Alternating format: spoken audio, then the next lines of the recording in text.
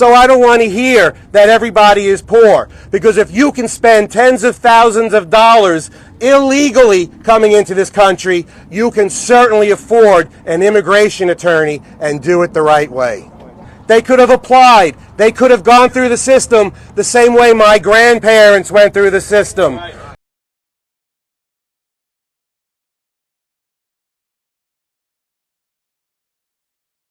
Here today, behind me are my locally elected colleagues here on Staten Island.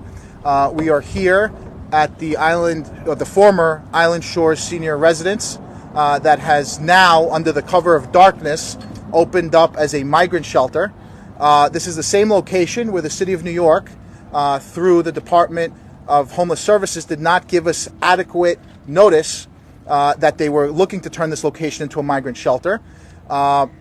We met with the Department of Homeless Services and the not-for-profit Homes for the Homeless last week, where we were supposed to get some kind of update as to what was going to happen at this location. Myself and my colleagues asked them a variety of different questions. Neither Homes for the Homeless nor the city agency officials were able to answer any of the questions that we asked. They weren't even able to confirm whether a contract was actually put in place between the City of New York and Homes for the Homeless.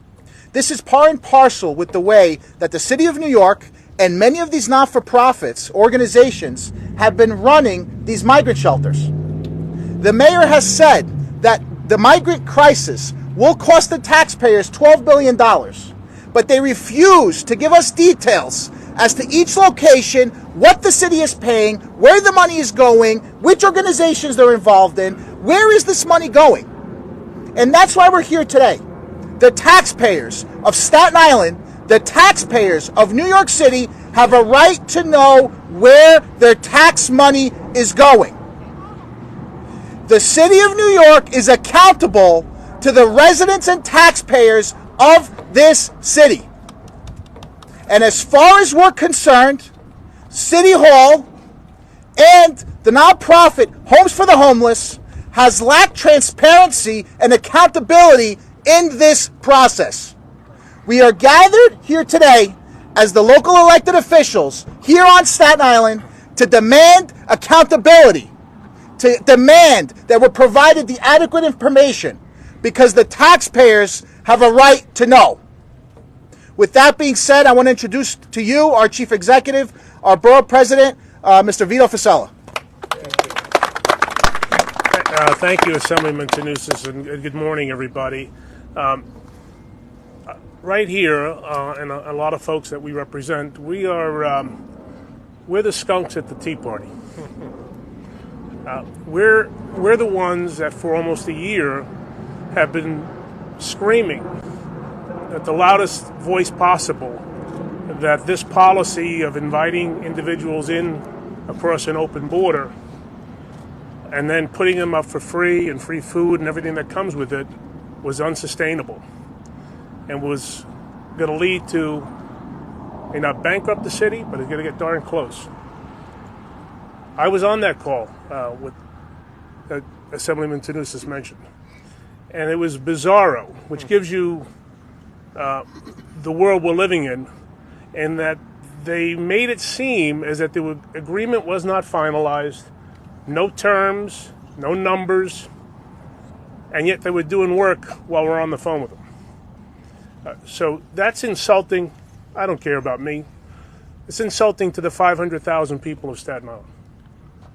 While they're making these arrangements behind the curtain, we're asking questions in good faith, trying to get answers in good faith, and what happens? They stick them in the still of night. You know, as we speak, the United Nations is meeting, and people from all over the world are here. I know there's been a lot of talk, and legitimately so, about the border between Russia and Ukraine, and I'm more concerned with the border between the United States and Mexico right now. And the fact that they keep flowing, individuals keep coming from all over the world, over into the United States, and end up right here in Midland Beach, or in Carr, or in Travis, or in Tompkins Avenue. And yet we're just supposed to just take it all and say, suck it up.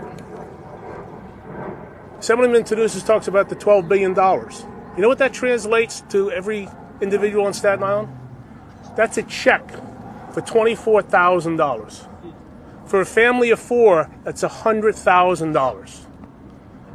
So everybody who does work their tails off, does the right thing, goes to school, goes to work, 2 or 3 jobs, pay a mortgage, hoping that the paycheck gets by just one more week, they're paying $100,000 for a family of four for what's going on. And yet we still don't have any answers almost a year later. The world is upside down, the city's upside down, and we're not going anywhere, and we're going to keep fighting and be the voice of the people that deserve answers today. Thank you very much. Thank you, Mr. Borough President. I want to now introduce the state senator who represents this district, Senator Andrew Lanza. Good morning, everyone.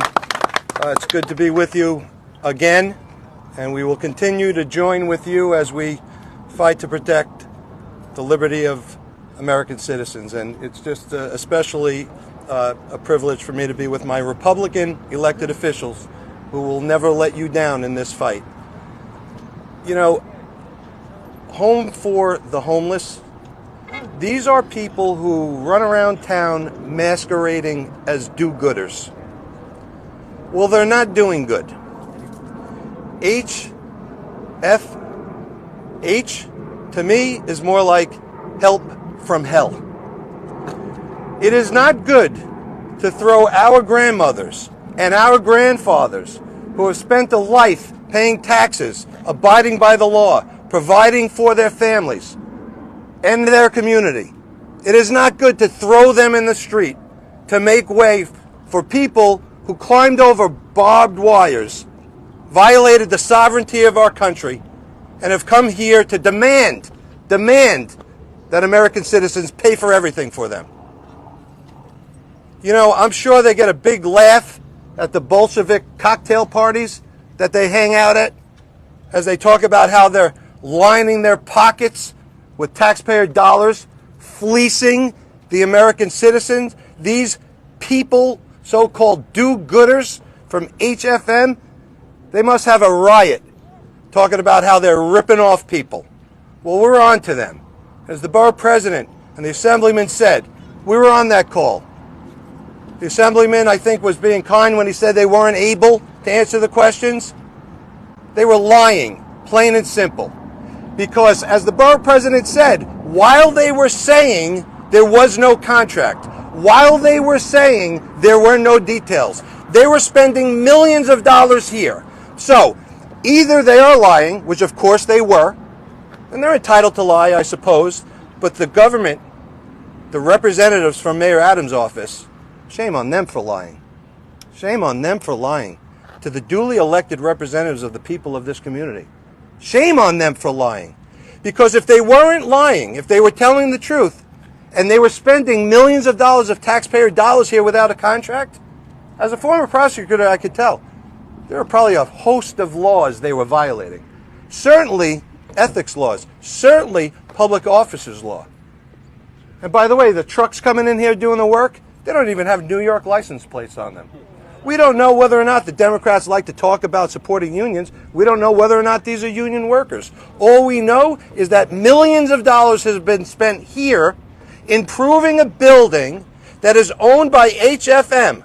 Wouldn't it be nice if Mayor Adams and Governor Hochul said, hey, I'm going to improve your house for free? Right. And by the way, shouldn't there be a RFP, a request for proposal?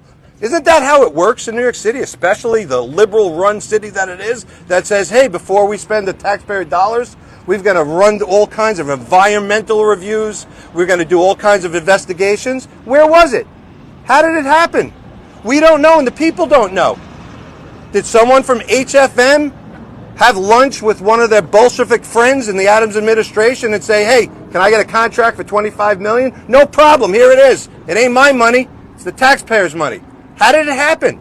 The borough president, every person standing here, Tannousis, Reilly, Carr, Pirozzolo, Nicole Malitakis, everyone asked very pointed questions on that call. How much? Where? When? Who called who first? Lie after lie after lie. Well, we're not standing for it anymore. You know, maybe when you take millions of dollars of taxpayers' money, maybe when you represent a secular non-for-profit, maybe you ought to have to do financial disclosure forms like we do as elected officials. Somebody gives us a cup of coffee, you got to report it. Maybe they ought to. They're getting millions, lining their pockets with millions of your money. And we don't know what they're doing with the money, and they said we're not going to tell you. They're disgraceful. That's what they are. They're not do-gooders. They're doing harm to our community. They're doing harm to our country. And we're going to call for an investigation. I want to know what each one of these people are making. How much of your money are they putting in their pocket? We ought to know. People deserve to know. And by the way, I asked the police department. They don't know the name of a single person that's coming here from another country. Not a single name. It's outrageous. They know your names. They know your addresses. If you don't even know their name, how do you know whether or not they're working for a drug cartel, either voluntarily or not? Because we know a lot of these poor migrants are being forced into working for the cartels. What does that mean? Let me translate it for you. It means more fentanyl here on Staten Island, in New York, in America. It means more of our children, more of our brothers and sisters, our mothers and fathers are being killed by the murderers from the Communist Party in China. That's what it means, 100,000 last year. We don't know if one of them's here, and they won't tell us. And by the way, on this point, I think they don't know. It's absurd, it's obscene, and it's got to stop. And by the way, the New York City Comptroller, he showed a certain interest in protecting taxpayer dollars recently. We're calling upon him. We want an audit. We want an investigation. Millions of taxpayers' dollars being spent. We want to know how it's happening. So we call upon the New York City Comptroller to do your job, and he's proven that he's willing to do it. So we're going to stand united. We stand united by one thing. We're going to represent the people, the best interests of the people that we represent.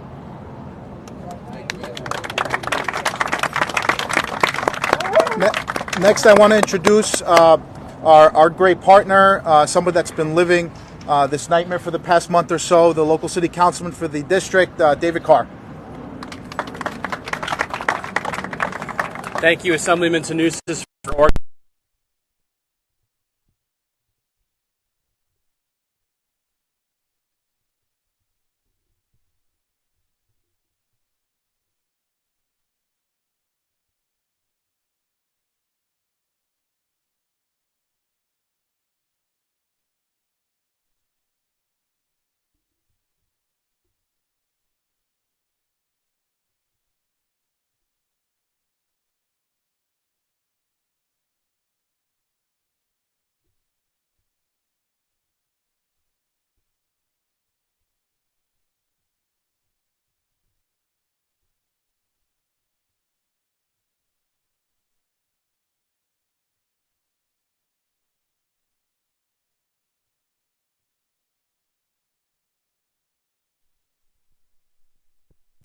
A year ago, when they announced they were closing what was then the Island Shore Senior Residence.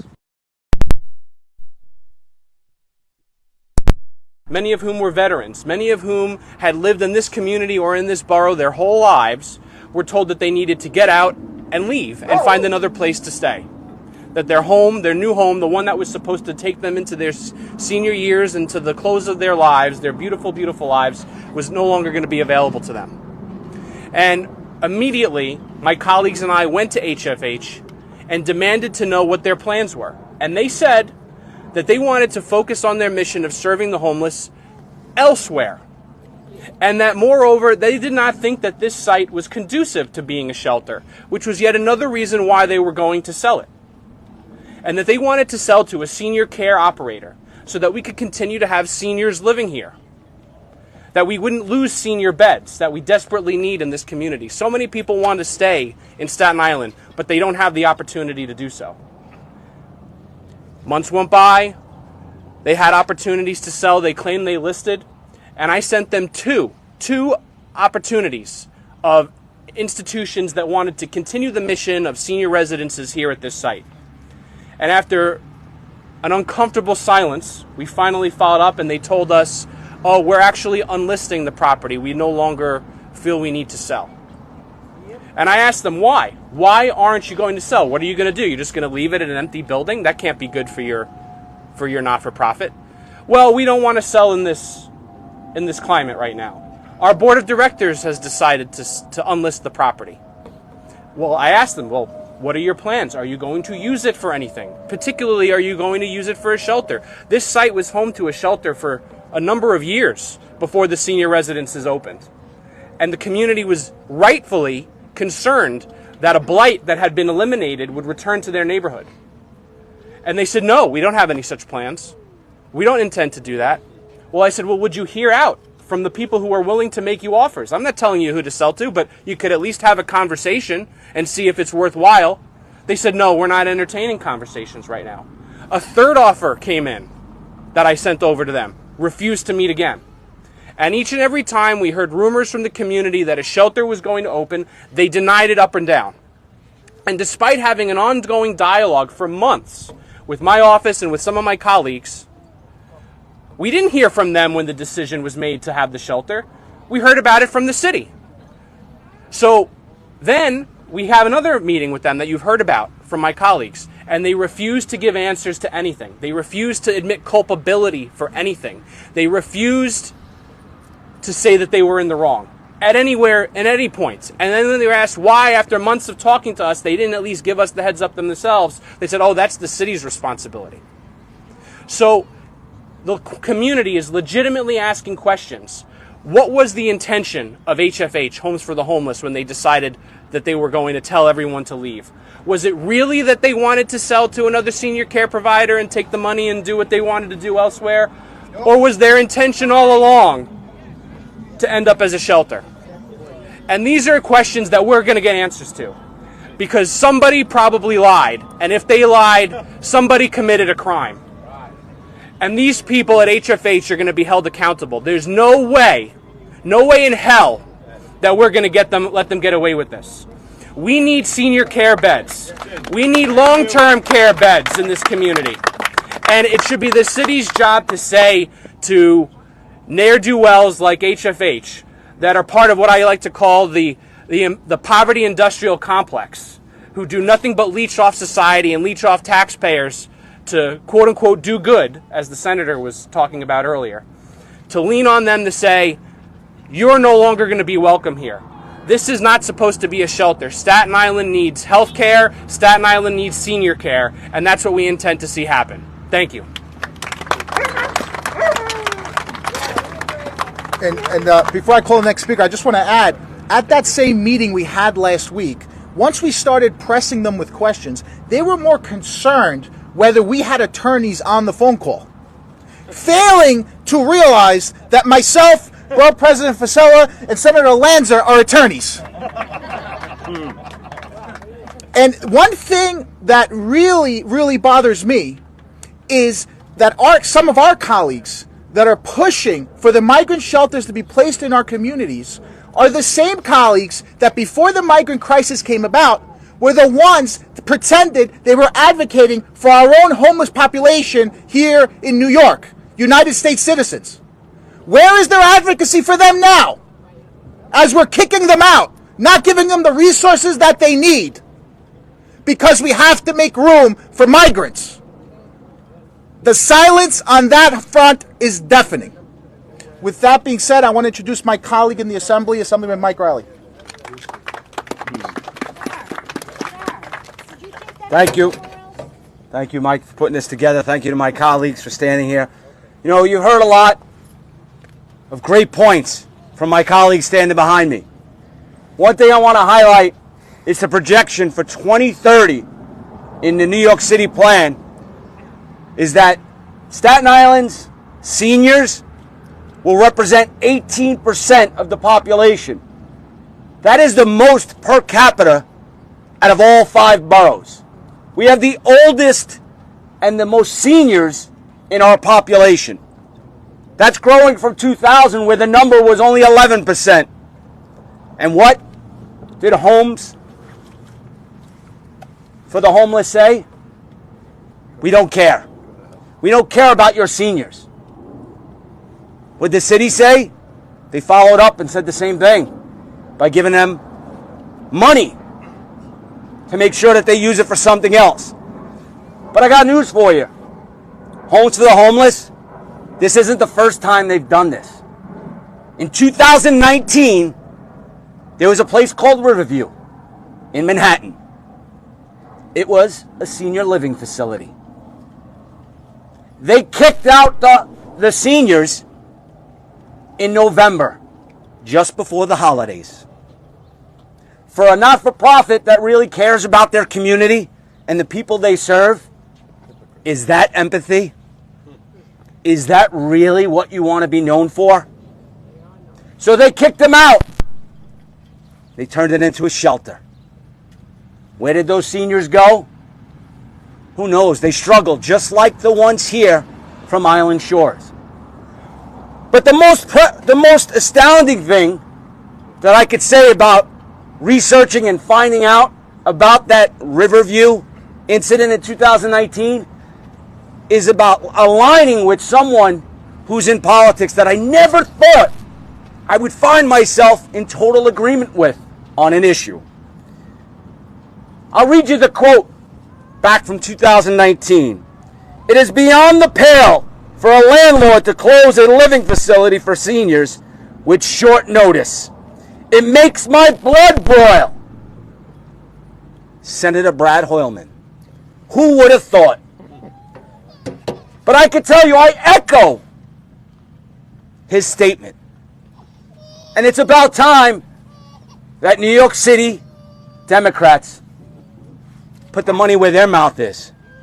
Tell us where this money's coming from, who it's going to, because obviously, under the cover of darkness is the MO. We've seen it here, and unfortunately our residents of Manhattan saw it in 2019. So it's time for us to step up and make sure that we let people know what Homes for the Homeless really stand for. They stand for kicking out our seniors.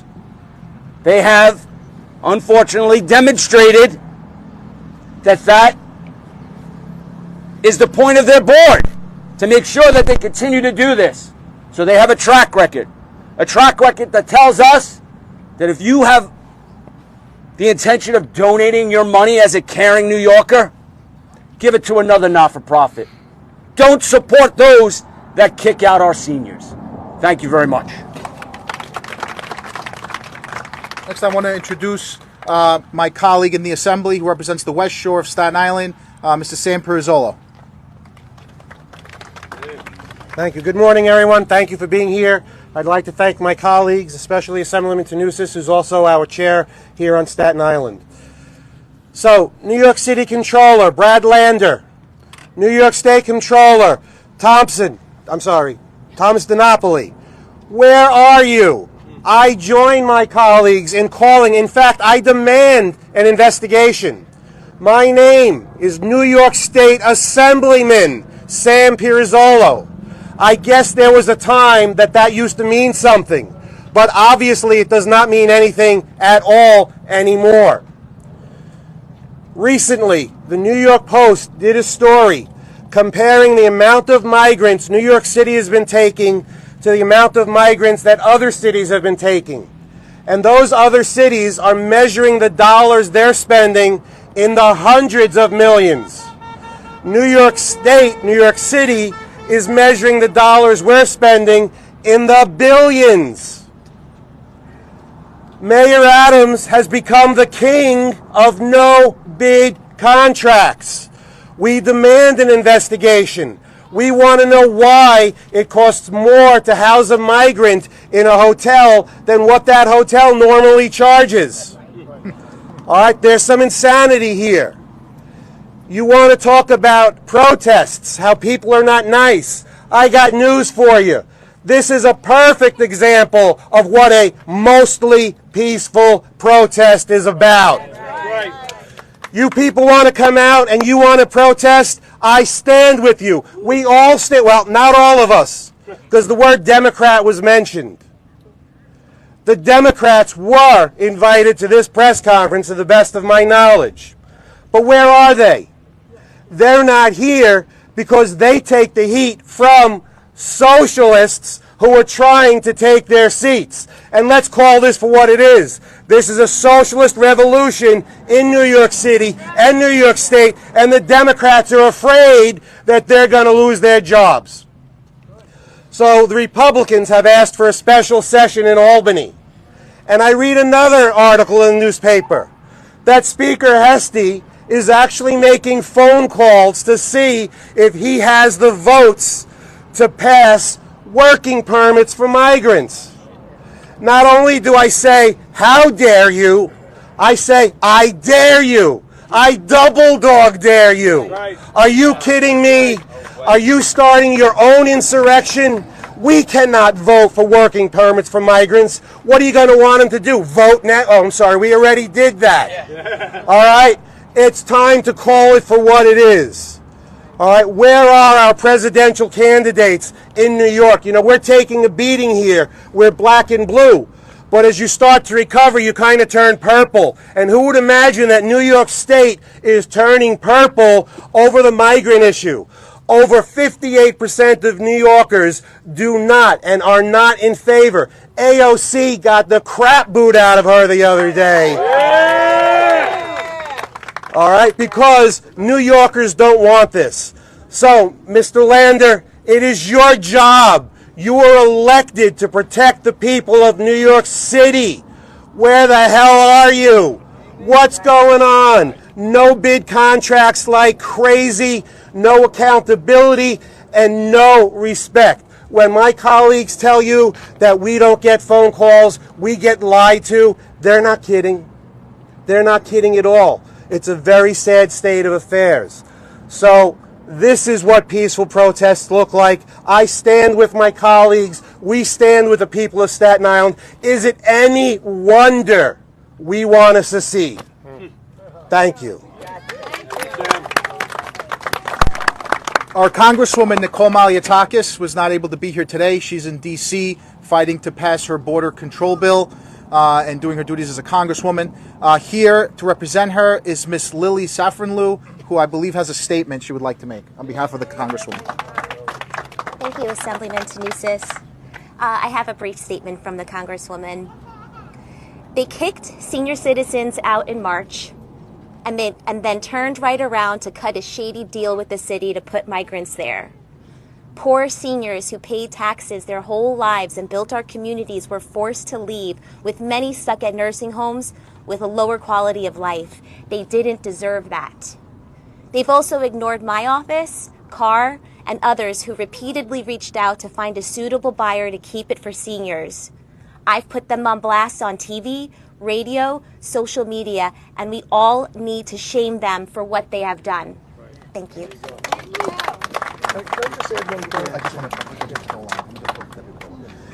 Next, I want to introduce the president of the Midland Beach Civic Association. Poor Debbie has been living this nightmare now for the past few weeks, if not months. Miss Debbie Vidola.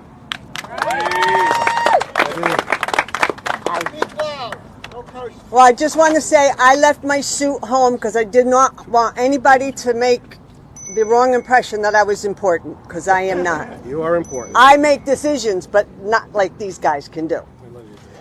So, I just want to say, we the people are gathering and rallying against the incompetency of our government concerning their total lack of following the proper procedure for allowing asylum seekers into our country. Our senior citizens had to move out of their home, Island Shores, the affordable assisted living facility, which Staten Island has a shortage of, and this was all to make room for non-citizens. Yes, the majority of us do come from immigrants. The difference is our ancestors, when they arrived, had to have a person that sponsored them, a home to stay in, and a job waiting for them. They were given nothing except to be allowed into the greatest country on this earth. That's right. If they had an illness, they were sent back. The children attending our schools with our children do not have to have the inoculations or vaccines that our children are mandated to have on the very first day of school. The mayor has stated that they have 30 days to comply.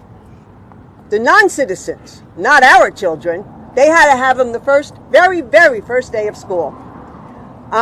He hasn't mentioned how he's going to make this all happen within 1 month. I'm not even sure if the children can get that many inoculations in a 1 month period.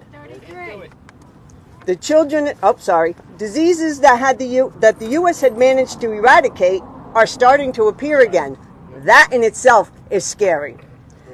The migrants have not been vetted, so we have no clue if they are criminals, sexual predators, gang members, drug smugglers, on the terrorist watch list, and we won't go into that part, and so on. We honestly can't even be sure if the children that they have actually belong to them. That's the saddest part.